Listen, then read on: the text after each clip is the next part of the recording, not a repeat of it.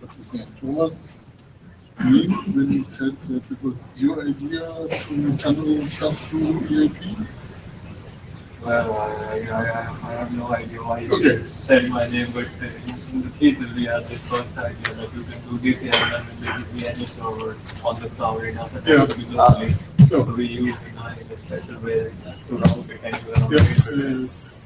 So when we discussed it in the TF Mobility in 2004, we had all kinds of ideas how to tunnel stuff through EAP, and I'm sure all this has already existed for 30 years. 30, I don't know, but definitely much before me. Go and blame him, I didn't discuss this with him.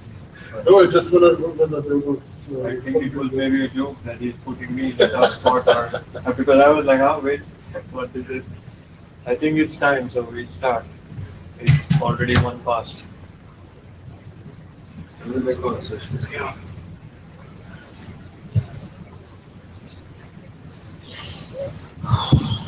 Good evening. Welcome to Lwig. I'm pretty sure you're all here for Lwig. So this is Mohit and Zen. I'm sure you have seen the note well since the morning, but since it's still Monday, if you want to have a look at it, if you have any questions, please come to the mic.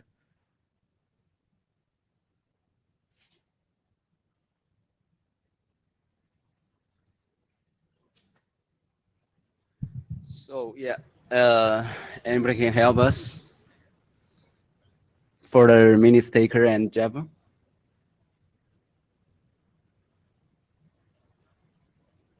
Oh, where's Rahul? Yeah, Klaus. Sleeping. So where's Rahul? Can we count on Rahul? No, he was somewhere, but not anymore. Okay. So maybe he has gone to the other meeting. I can take the minutes. You can take it. Okay. Okay, thank you. Okay, Rahul is back. Already is here.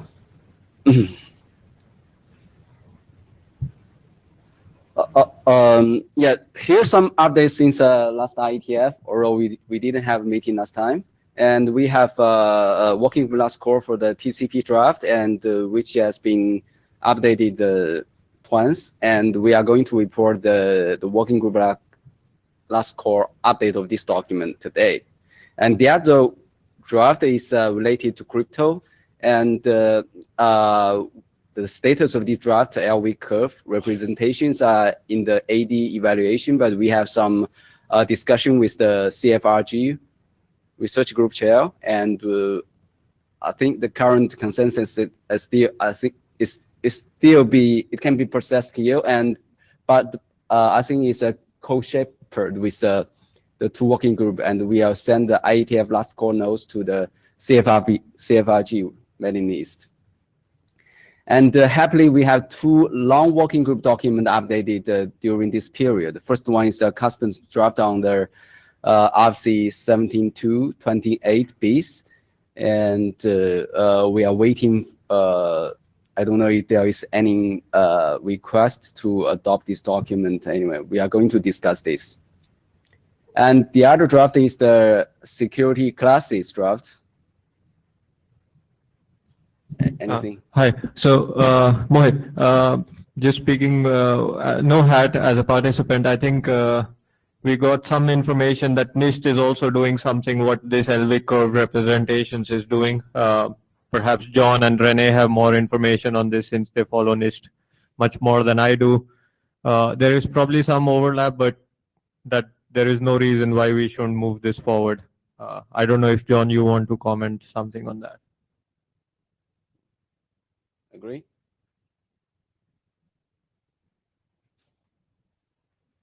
Good.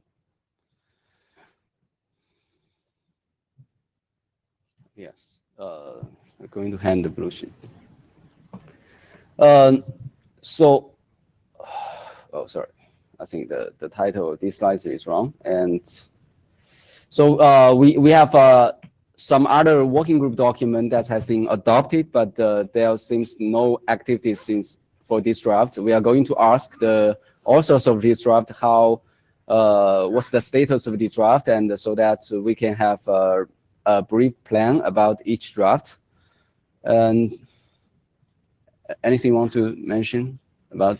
Yeah, Yes. I'm going to ask one by one. Anyway, Okay, yeah. First one is the Rahul's draft on the labor management policy. Yeah, so we really were looking for the reviews. We had the implementation in place, the performance results in place, but since we didn't get any feedback from the working group, so I mean, we just didn't update it anymore. But if there is anyone interested, we really feel that the problem is kind of important to be handled. We have seen that problem getting discussed on Wi-Fi Alliance mailing group and all that. But to continue any further, we need some sort of feedback from the working group. So that's where we stop. My suggestion that we can issue the working group last call right after the meeting, so that because people tend to avoid doing anything if there is no deadline. So if we issue a working group last call, probably there will be critical views or helpful views about this draft. That will be helpful for you and also the working group. That would be great. Thank you. Okay. So then we can update the draft and then. Do you need any updates in mind, or no? It's just I mean we have to send okay, the same yes, document to keep again. it alive. There is no new thing. We have already deployed this in production. It's already working in production with the open source and the performance data. Okay, so I will note this. We will issue the working group last call right after the meeting, and the other one. So the security protocol. How about this one? Yeah, we have not had time to update this. The plan is, as discussed last meeting, to update it with TLS 1.2 and DTLS 1.2, as well as group OSCOR for 2 parties. And I think I have been contacted by, I don't remember which university, but asking exactly for TLS 1.2 numbers, the new available numbers, so you can compare if TLS 1.3, TLS 1.2, there's just high level like 500 bytes and so on. So that's definitely needed. Then the long-term plan, I don't know, ad hoc and CTLS it will take a while before these are stable. I don't know, maybe a year or something. So the question is, do we wait on these? What do we do? Do we remove them and publish? Do we have preliminary numbers and say that these might be updated? Yeah. Yeah, Suresh Krishnan. So I would say take it off, right? If you're gonna wait for it, let it get updated later. I would say just go for it right now. So I think there's value in having this published. So just go and get it done. Okay, thank you. Thank you. This one fixed. Anymore? How about this one? Custom. I think that's ready for working class call. Maybe I should resubmit it so it's not expired, but I think that's all that needs to be done. Okay. So I think there's another design team in the 6th law about the similar topic, right? Do we need to Yeah, it's a bit weird that there are 3 drafts covering 2 bases. One is, what does the existing protocol allow you to do? And then there's one new protocol. The new protocol has its own draft, but the existing thing for some reason got split up between 6th law and Lwig. That doesn't make a lot of sense, but it's how this document came to be. So the virtual reassembly document, this one, describes how to do it, and the one in 6th law tells you how good the result is. And the one in 6th law is, I think, has passed working class call and all, so it's kind of not so useful without this one. Okay. So I think from this point of view, this one is more practical. It's not just answering different questions. So this tells you how to do it, Okay. and the other one tells you what you get. Okay, that's a good answer. So, switch. Suresh Krishnan has like responsibility for both of these. I don't mind holding it until this gets to me before it goes forward. That could be something we do. Or if you think there's value in merging them, that's okay with me too. So Carlos is also here, so he can comment as well. But I don't see why they cannot be the same document. If that's your question. Okay, cool. So we can work on the specifics. So we'll figure out how to do this. Okay. Okay. Carlos, you want to say something? Carlos Gomez. So yeah, basically in the 6 session on Wednesday, we have a slot dealing with both fragmentation related documents. So one of the points, there was something that arised from the Internet Area Directorate review, which was related with the intended status for the 6 document. So that will be one thing to discuss. Okay, these ones have been fixed. All right, good. Very productive today. How about this one? Is Daniel here? Or anybody on the author list? No? Going to skip this. Oh, okay, this one is pretty tricky because I think I read this document multiple times. I think it's a useful document, but the thing is that the COAF has been changed too much. So with that, do we need to up this document to reflect the ones in the core working group, or we can leave it alone? Custom. So the intention, of course, was to use this document to collect some information about a protocol that is increasingly being deployed, and within the core working group, we have been discussing that maybe we need something that's more along the lines of, what was it, RFC 4805. My RFC number, I guess, doesn't work today, which was a document in the ROC working group where we, for 5 years, kept it open as an internet draft and collected errors and clarifications. So the work that needs to be done is to redistribute the content between those 2 documents. So the other one is in the core working group, but not particularly active at the moment. But we have started collecting issues that need to go into that document. So there is some work being done, but just not on the document yet, but on the GitHub repository. And the next step is actually getting these issues over there, and then to look at the 2 documents and to see which part goes where. Okay. Yes, the intention, I understand the intention. So, but I don't, do you have any suggestion how to process this document, or we just leave it alive and make it open all the time? Or maybe someone who can be an editor so that we can poke this editor every now and then if the draft is not being updated, because like the authors clearly have moved on to other things. Document hasn't been updated in quite a while. It's very useful piece of information, but we need someone to kind of see it through. Yeah, I think that's a good idea. And you volunteer to be the editor? Custom is the editor, right? Custom, can you do the job? Ask me again in February, but in principle, yes. Okay. Yeah, Suresh Krishnan. I would say let it die for now. It's like a document. It's like, it's available for whenever, when there's energy to edit it, like we can just revive it and go on. So if like Carsten finds time in February or in June, right, whenever there's something to update, like somebody's going to come back with it, then we update it. Because I think if there's no energy to update it, like, I don't want to be stuck with this document because nobody's going to review it either. So I think it's just let it die, and when somebody needs it, we can just rev it and keep going. Without going through the process again. Okay. That's my opinion. Okay, that's very good, guy. Thank you.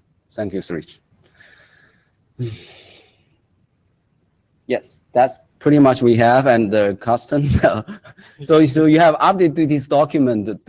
So what's your intention? Do you want to request the adoption immediately for this piece document? There are several new things in this document. Of course, we already have published 7 to 28. So there are new things in here, and it would be good to get some feedback about these new things. One new thing is security classes, which is an interesting thing given the other draft. But there are also some other new parts about energy usage and about additional classes of processor power. So I think it would be good to get some reviews for that. And then I actually would propose adopting it. Okay.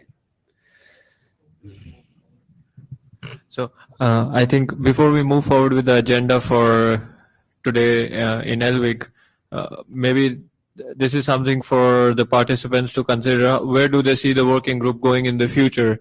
Because one challenge I see with the documents is that they are kind of very specific on certain topics. So the crypto document is being driven by 1 or 2 guys who know crypto, but then there's very few participants who are actually providing reviews. The same with minimal ESP or some of the other documents. So what kind of we are missing is having this broad members who can actually review a lot of documents and provide comments.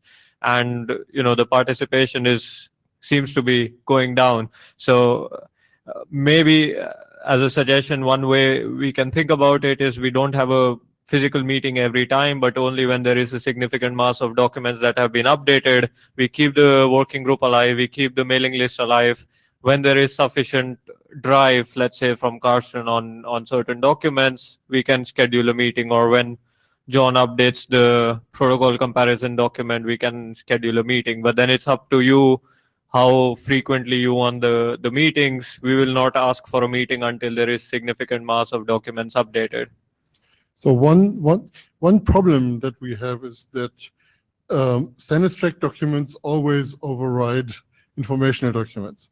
So during an IETF week, it's really hard to find spare cycles. Maybe we should actually do virtual interims at some point where we are not in a frenzy getting stuff done here at the IETF, and try to progress documents in this way.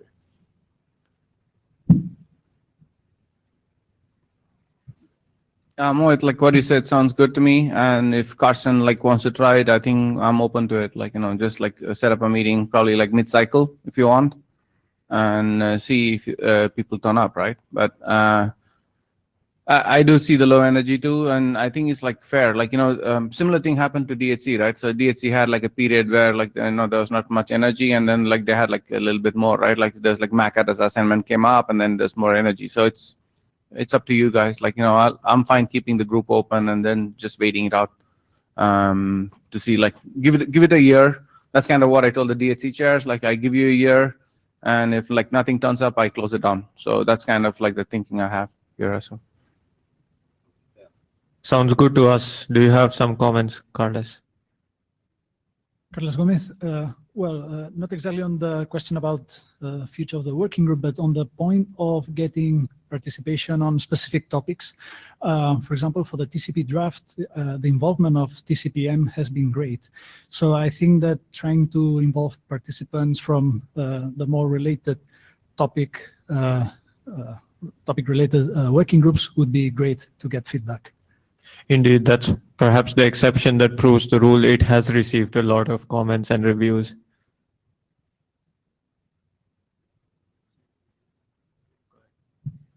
So let's continue with the additional agenda today. So first of all, we have Carlos to present the TCP usage guidance for the IoT. And Carlos, it's your time.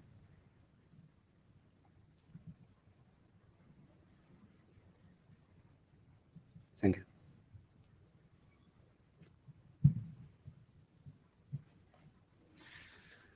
Okay, hello everyone. My name is Carlos Gomez. I'm going to present the current status and the last update of the draft entitled TCP Usage Guidance in the Internet of Things.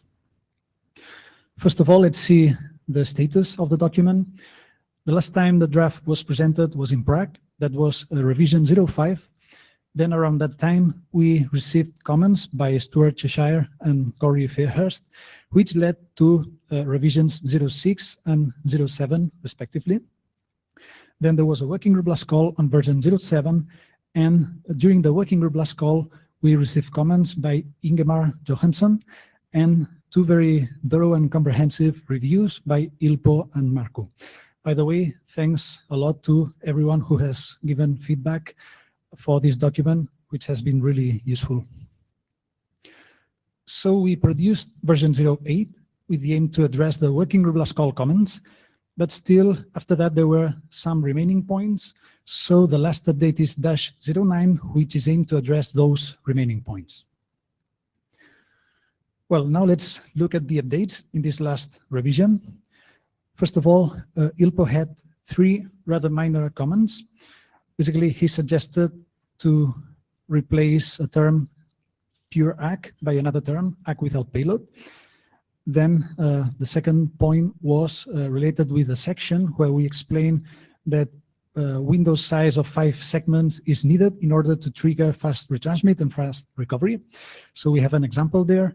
And however, there was a sentence that could mislead the reader to understand that segments 1 to 6 could be sent immediately right from the beginning. So we corrected that. And also there was one purely editorial improvement suggested, so we applied that as well. Then regarding Marco's outstanding comments, there was a more general comment about a term which was single segment. So in most of the versions of this document, we had been using the term single MSS. Basically, this refers to implementations that handle window sizes and buffers of a size of single MSS. However, in the previous version, we had maybe spuriously changed that to single segment. However, after comments by Marco, it became clear that single MSS was actually the more appropriate term to use here, because it reflects the behavior, what is supported in the category of more lightweight TCP implementations, which support single MSS window sizes and buffers. And also that's what is described and consistent with what we explain in the document. Then in the section where we provide guidance on how to set the MSS, there was a suggestion to change the phrase limit the MTU to limit the IP datagram size. And we did that change. In fact, the MTU is rather a parameter property of the underlying network technology below IPv6. Then there was another comment in this section where we attempted to provide guidance for how to set the MSS when IPv4 is used. However, after a comment by Marco, we thought that it was better to remove that attempt, because in fact there is not an IPv4 equivalent of the IPv6 MTU requirement, so it was hard to provide guidance in the same way. Then in a section that discusses single MSS stacks, we explain that in CoAP there's usually stop and wait behavior. So usually a single MSS window would be sufficient for that use. However, there is one exception noted by Marco, which is that there's the CSM message. This is for CoAP over TCP. The CSM, which is sent at the beginning of a connection, which can be followed immediately by the first application layer message that carries actual user data. So here in this case, depending on the sizes of the CSM and the first application layer message, then perhaps a single MSS window might not be sufficient. Then in the section that discusses delayed acts for single MSS implementations, we have made some clarifications. We had a sentence where we explained that disabling NAGL has no impact if the sender can only handle stop and wait operation. We added at the end of the sentence that this is at the TCP level to avoid potential confusion with stop and wait operation at the application level. And also we applied some additional editorial clarifications. Then there's the section where we discuss the RTO algorithm for single MSS implementations. Here, the idea is that the RTO algorithm that's used may have a greater impact on performance than when larger window sizes are supported. And we already cited in previous versions of the document an algorithm called COCO, which was designed for CoAP, actually. And now we have also added another advanced RTO algorithm, which has been designed also in the context of COCO, which is called phaser. And also related with the section I mentioned before, where we discussed the window size to trigger fast retransmit and fast recovery. In the previous version, we explained that with limited transmit, window size of 3 segments in the previous version would be enough to trigger sending segments 1 to 5 in the example that we have in that section where segment number 2 is lost. However, Marco pointed out that it's actually 2 segments that's needed as a window size to trigger the transmission of those segments 1 to 5. However, there's the downside of the sender having to wait for the delayed DAC for segment 1. So that was all the updates from my side. I don't know if there may be any comments or questions.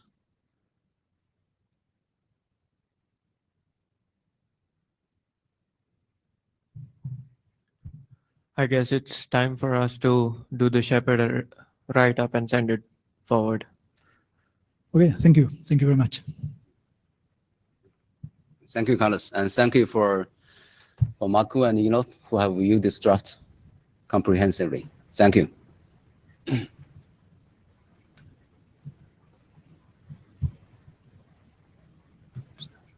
The final item on the agenda is the presentation from Rahul, and there's no draft reflecting this presentation, but the content of this presentation has some insights and can provide some insight to IETF protocols, especially for the IoT realm. And I think we can all learn from something from it, and especially for the protocol designers. Hello, everyone. I'm Rahul Jadhav. So this is more of a deployment experiences which we took back and which had a lot of impact on the protocol and protocol designs which we took back to the individual working groups, and we found it a lot useful. So this is essentially in 2014 we started off with a project for AMI, and we found that we assembled a protocol stack, we tested it in Kuja, we found that everything is working all fine. And then we try to check whether it can actually scale. So we had to put up a hardware-based test environment of 300 nodes. And it was really, really difficult to manage that kind of scale on hardware. And we realized that on hardware, the same protocol stack was not able to scale at all. And then we tried to check what was the problem. And we realized there were a lot of deficiencies in the individual protocols that were not addressed because, especially from the performance point of view, in Kuja everything worked fine. The network convergence time was great, the node joining time was great, but in reality it didn't really scale up that well. So that's when we started about this work. It was roughly around IETF 96, 4 years back. And most of the work that we had taken back was for the role working group, and there is one draft in Lwig also, which is about neighbor management policy, which had that particular framework had a lot of impact on it. So what is this about? It's about experience sharing. We have a lot of IEEE papers and other papers online. Most of them are doing the tests in Kuja. I'll be talking why it may not be reliable in certain situations. The results might be untrustworthy. The protocols that are defined as part of those papers may not necessarily be realistic. We have spent a lot of time on fixing those issues, and we really want others to understand what the issues could be. So the experiments, most of the experiments that were done in the existing papers, that they have very limited scope, because there are no frameworks available outside which could actually scale to the kind of number of nodes that you want. For example, if you want to actually simulate 1,000 nodes network or 500 nodes network, there are options available like NS3 or Castalia, Omnet++, but it's goddamn too hard to use those tools. And this is where this is what exactly we had been through, and this particular talk is about those experiences. So my context here, we started off with multi-hop mesh routing protocols. We had big networks, 1,000 nodes. We aim to reach to that scale of 1,000 nodes with 16 hops, a typical AMI scenario. So this is what we thought. What we want is from this framework is, we wanted something which we can benchmark for, and we can have other people's submit their data, their results, or their experiments in the same framework so that it can be compared in the same context. This was the most important thing. We wanted something to be reproducible. The data should be reproducible on a different system. Data should be under realistic network condition. When I say realistic, it's still simulation, but some with realistic path loss modeling, with realistic interference and collision modeling. So that kind of realism. You can of course use the realistic real hardware, but to deploy real hardware with 500 or forget even 500, even 100 nodes requires a lot of manpower and requires a lot of not most of the teams here could muster that kind of energy or that kind of resources that are required for a hardware test bed. The third important, the next important thing was the interop testing. We wanted to test at scale. So we have a lot of open source options available. We wanted to check if those open sources could actually interwork with each other at scale. So in most of the interops, you would see that there are few nodes kept on the desk. They talk to each other, and that's how we prove the interoperability. But at performance, but if you want real performance at scale, if you are putting to 100 nodes, a lot of protocol-specific idiosyncrasies that come up, which results in a very bad performance eventually for the whole network. And we wanted something wherein a scenario configuration could be shared to other developers. They can just take the scenario configuration and start from there and get the data. So we understood that realistic models are necessary, especially for wireless constrained networks. Some characters such as asymmetric links, impact of channel access, interference and collision patterns could have a really, really big impact on the overall protocol design. Performance data is important to be measured, but best is to use hardware, but it's not always possible. So these were the premises where we built upon. So now that we're talking about yet another framework, I should explain that there are a lot of framework already in place. For example, the Kuja. It's very good to use. It has extremely good visualization, and that is why we could see that almost 60 to 70% of IEEE papers give data based on Kuja.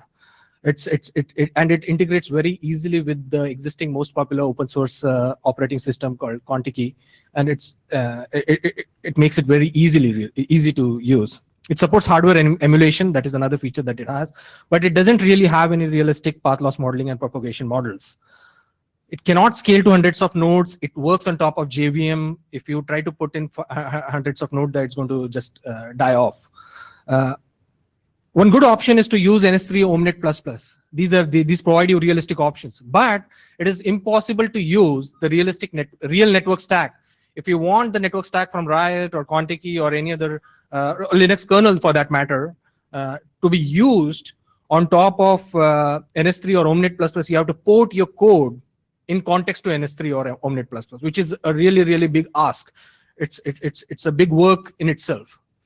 So there are certain options such as NS3 provides something called a tab bridge, but these options cannot scale to hundreds of nodes. You can't have really, you can have hundreds of tap interfaces, but it's really an ugly way of doing doing at that kind of scale. You don't want 1,000 tap interfaces on your machine just for simulation purpose. There are hardware-based test beds in Indria, FIT, IoT Lab. You get practical data from that, but you have limited scale, and the access to those test beds are rather limited in the sense that you can't really play with it. You have a confined time in which you can operate on them. You can't really change configuration and quickly check the data. So realistic simulation frameworks are difficult to use. Here is the data from one of the papers which had been recently submitted. If you see, Kuja is the most dominant tool. NS3 is also the second most dominant tool, but Kuja beats everyone else by a big number. It's 63%. You see the data, the graph on the right-hand side shows you how many of the experiments had actually used hardware. Less than 40% of experiments have actually used hardware, and 80% of those experiments use less than 60 nodes.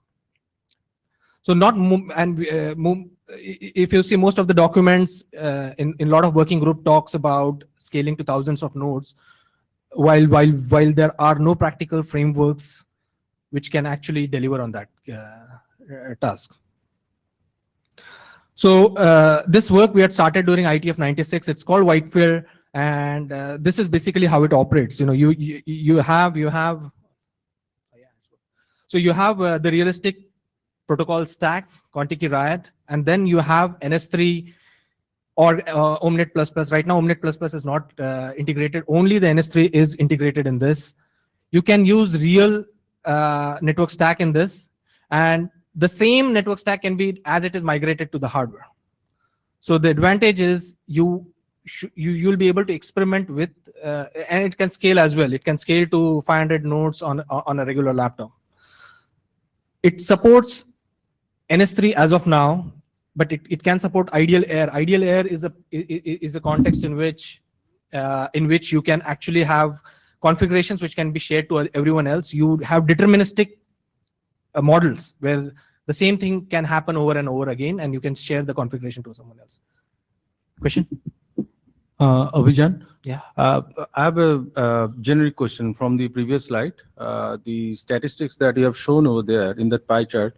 So the small amount of qualnet percentage for qualnet, I mean, is it because of its qualitative reason, or is it because of prohibitive cost? I mean, I don't know about that because the paper doesn't talk about it. This is the data from the paper that I've no, mentioned. what I here. want to know But is the cost that factor. have you evaluated qualnet in terms of its properties, the offerings that it gives, or is it only that academicians do not use it much because of that? So whether that kind of an analysis has been done. So especially you're asking specifically in context of Qualnet. Qualnet we have not evaluated, but Okay. we have done experiments in Kuja, NS3, OMNET, and WSNet as well. Because I'm also attached to university, and qualnet is a pain working there. Qualnet is a pain. Yeah, all right.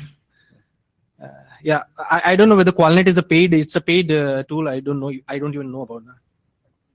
Okay. Yeah. So so this is what we have. Essentially, what we have is we have individual protocol stacks operating, and we have a virtual airline which operates only the physical and MAC layer inside the airline. And the network stack, whenever it delivers a packet, it's delivered to a corresponding virtual node in the airline using a message queue. Right now, the message queue is implemented using abstract Unix domain sockets. But the realism, the wireless realism that you get is from actually the NS3.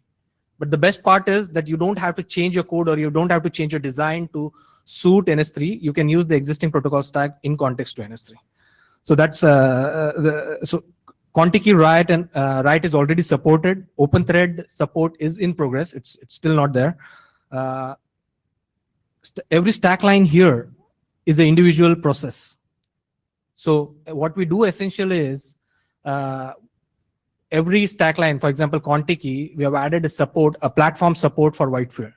It takes the packet from Contiki and sends it to the NS3 corresponding virtual node in the NS3, and then it goes on to the target node, and then it comes back to the stack line again.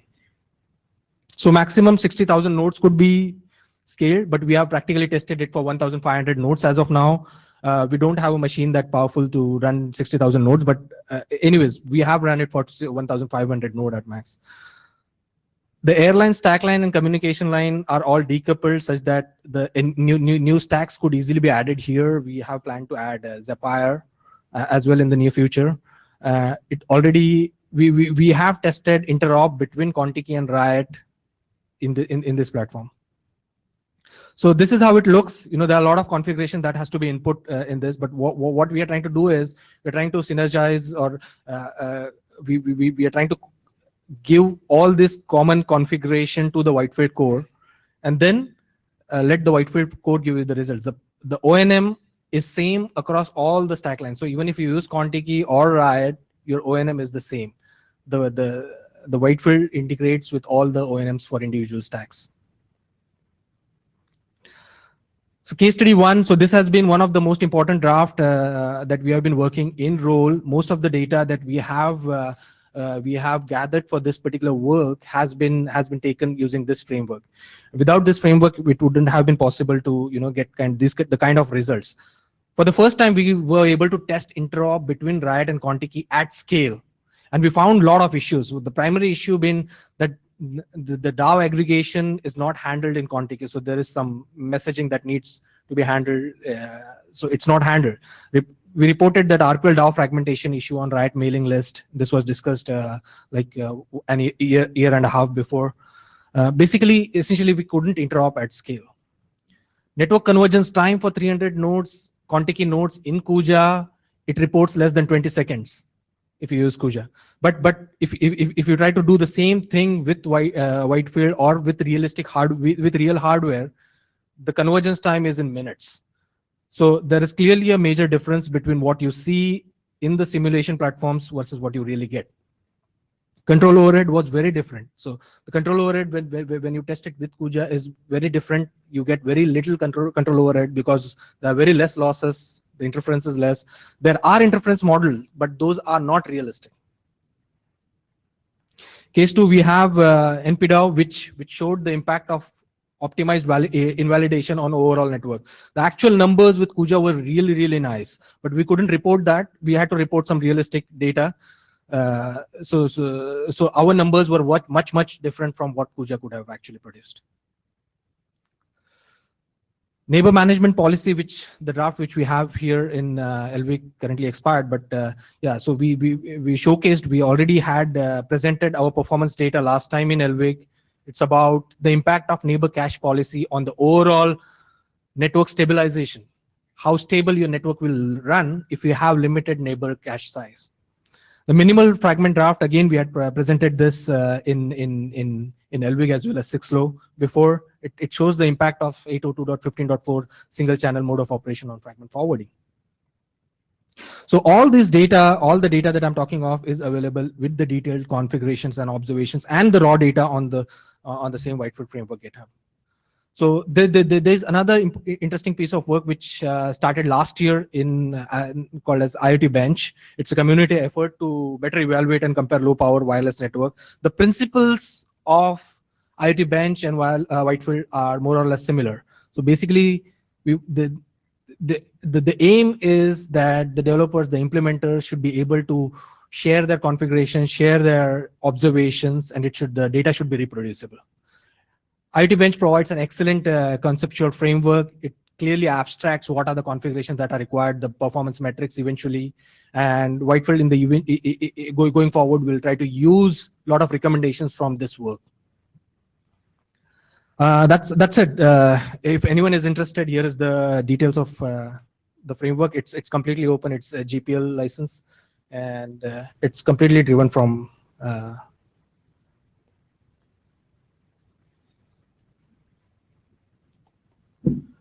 Mohit, so I found this presentation and the whole work very useful. My question is actually to our AD Suresh, and do you think this is something we could publicize within the IoT blog that Steve writes? Because I think this has implications across several working groups. So based on this kind of more real world simulations, we had these drafts which were then affecting these working groups, kind of showing that why having realistic implementations in the IETF is our way of working. Yeah, Suresh Krishnan, I think we can do even better. We can go on IETF.org blog if you want, right? So we can, I can like introduce you to Greg. We can probably write something. We've done this before. We've done something for LP WAN, like we wrote like an article, like I sat down and with Pascal and Alex and wrote something. So if you're interested, like, you know, I'll talk to Greg and we can figure out how we want to write about it. Okay. Okay. all right. So it goes on IETF straight up. Okay. Okay. I have one more question in the context, if the time permits. So is one thing that we had been thinking is it possible for us to give the benchmark configurations as part of IETF draft and say that, you know, these are the benchmark configurations that one should test if one needs to?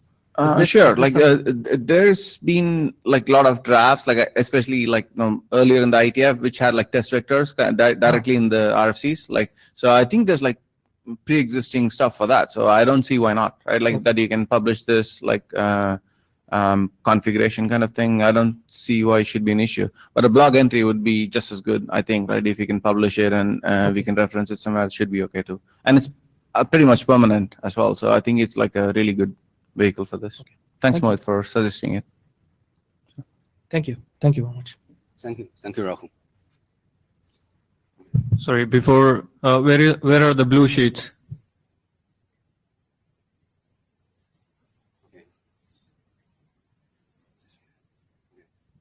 Okay, the session ends, and thank you for coming.